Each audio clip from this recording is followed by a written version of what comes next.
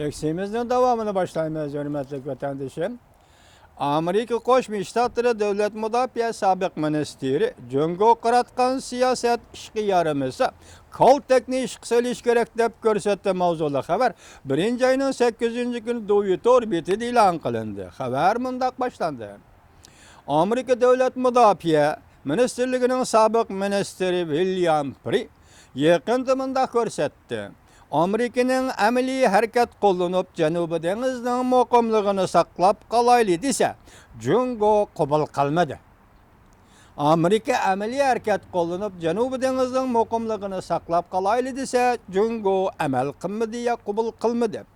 Tirishchanlik unum bermagan vaqtda Koltek bilan zarb berib, harakat bilan so'zlash kerak deb ko'rsatdi sobiq davlat mudofaa ministri William Pri. Yaponiya Asahi Shimbun gazeti 1-oyning 6-kuni Amerikaning harbiy harakatini qo'llash Yaponiyaning davlat manfaatiga uyg'un mavzuliq maqola e'lon qilib, maqolada Amerika davlat mudofaa ministrligi sobiq ministr William Pri ning so'zlaridan naql keltirib, Yaponiya gazeti 2015-yil 9-oyda kollektiv qo'g'danish huquqiy qonun loyihasini ma'qulladi. Amerika armiyasiga yordam berish Yaponiyaning davlat manfaatiga uyg'un deb ko'rsatdi. Yaponiya gazeti shunday ko'rsatdi.